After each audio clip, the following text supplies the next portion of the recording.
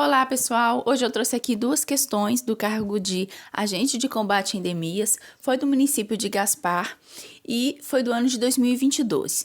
As duas questões aqui vão falar sobre níveis de complexidade dos serviços de saúde. E é muito interessante essa matéria porque ela tem sim a ver com os princípios do SUS e matéria, como já dito aqui no canal outras vezes, bastante cobrada, não só para o agente de saúde, quanto também para o agente de endemias. Vamos aqui na primeira questão?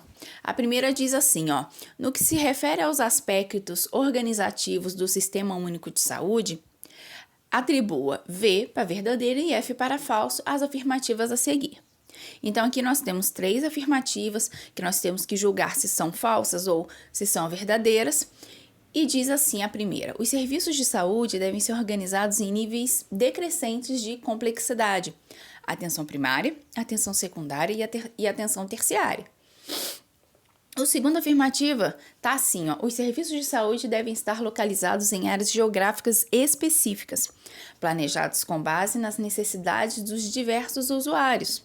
E a terceira afirmativa: o SUS ele deve ser centralizado, prevendo a divisão de responsabilidade entre as três esferas do governo, gestores federais, estaduais e municipais.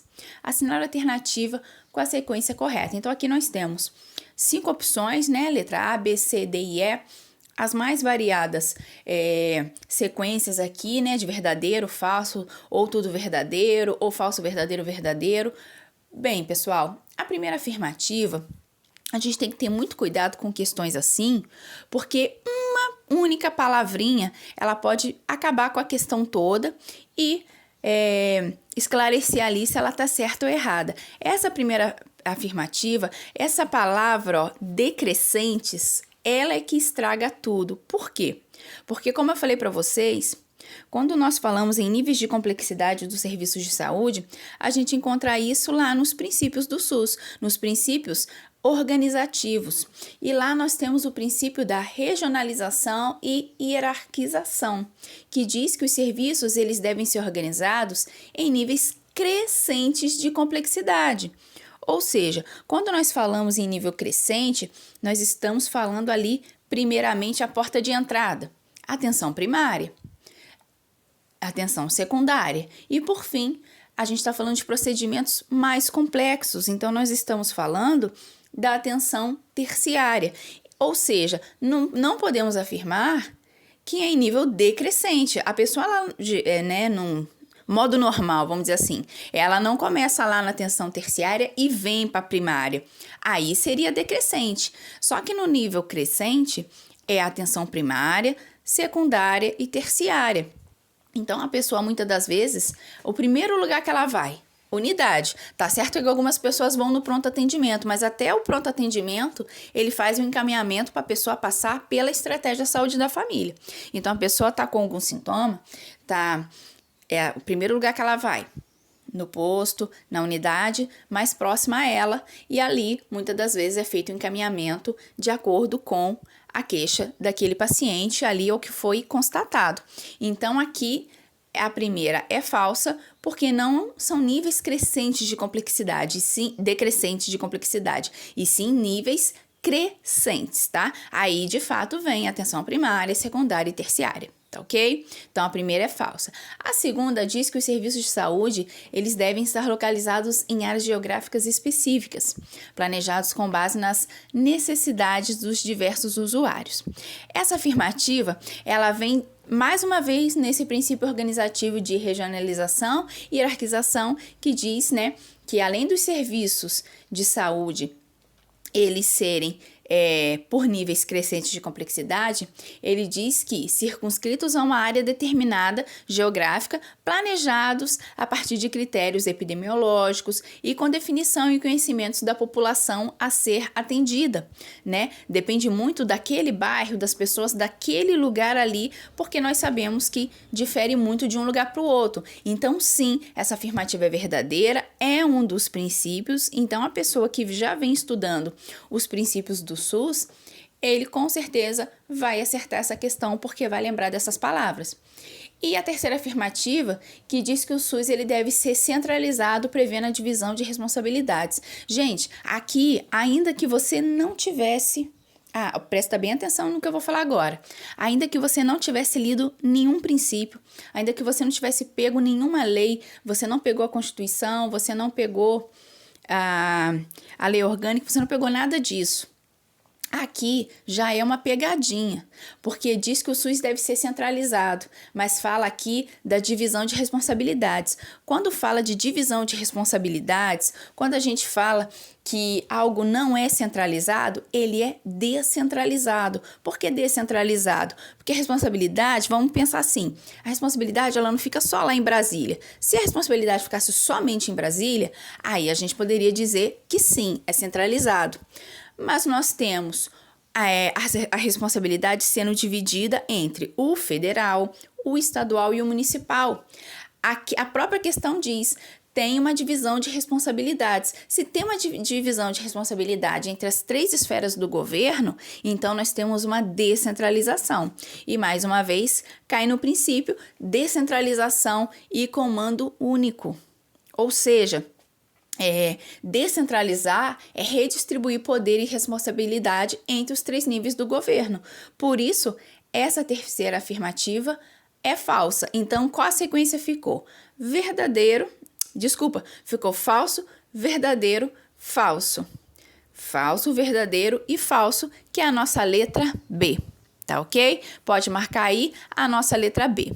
E antes que eu me esqueça, gente, aqui no primeiro comentário do canal, que eu sempre deixo fixado, tem o link para o material do professor Alan. É um material muito bom que vai te direcionar aí bem na hora dos estudos, para você que está já com o edital aberto e não quer perder tempo, o material do professor Alan tá aí no primeiro comentário fixado, vale muito a pena.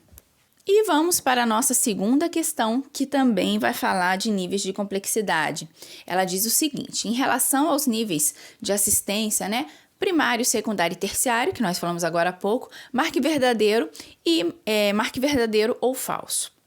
Então, aqui, questão de mesmo estilo, nós vamos ler elas e ver se realmente quais são verdadeiras, quais são falsas. E a primeira diz o seguinte, a atenção primária ela é constituída pelas unidades básicas de saúde, UBS, pelos agentes comunitários de saúde e pela equipe de saúde da família e pelo núcleo de apoio de saúde à família.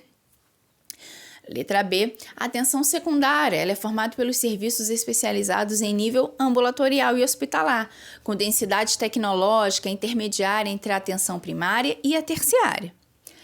E já a terceira afirmativa diz que a atenção terciária ou alta complexidade, ela designa o conjunto de terapias e procedimentos de elevada especialização, organiza também procedimentos que envolvem alta tecnologia ou alto custo, assinale a alternativa com a sequência correta.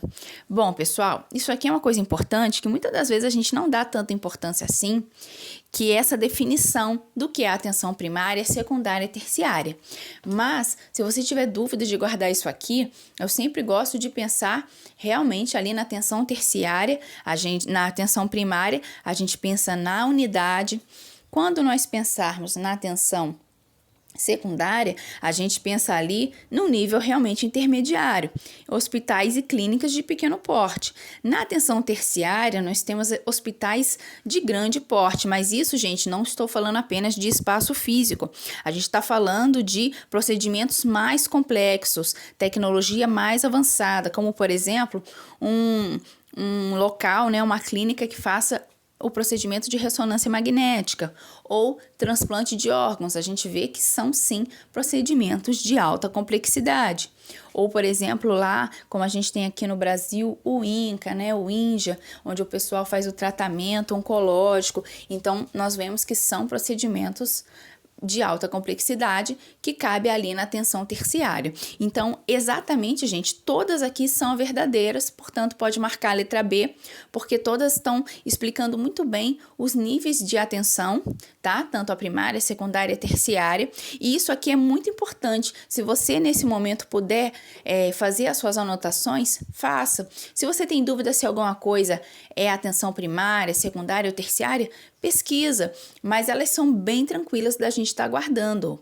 Aqui fala que a atenção terciária, primária, desculpa, ela é constituída pelas unidades básicas de saúde, né, as estratégias, aí fala de nós, os agentes de saúde, a equipe de saúde da família, né, as estratégias, e pelo núcleo de apoio à saúde da família, que é o NASF. Por exemplo, na unidade em que eu trabalho, o pessoal do NASF é a nossa professora de educação física, que faz um trabalho muito legal de promoção, que aliás é uma coisa que eu deveria ter comentado na outra questão, que dentro da atenção primária não é só uma porta de entrada para outros serviços, né? Como, por exemplo, a pessoa tem uma queixa, eu tenho uma queixa e a médica faz um encaminhamento para eu ir para o dermatologista. Não, também tem a questão da promoção da saúde. Então, na estratégia de saúde da família, tem muito essa questão dos exercícios físicos, tem a parte da nutricionista, tem também as fisioterapeutas. Então, isso tudo compõe um núcleo do NASF. Então, essa aqui é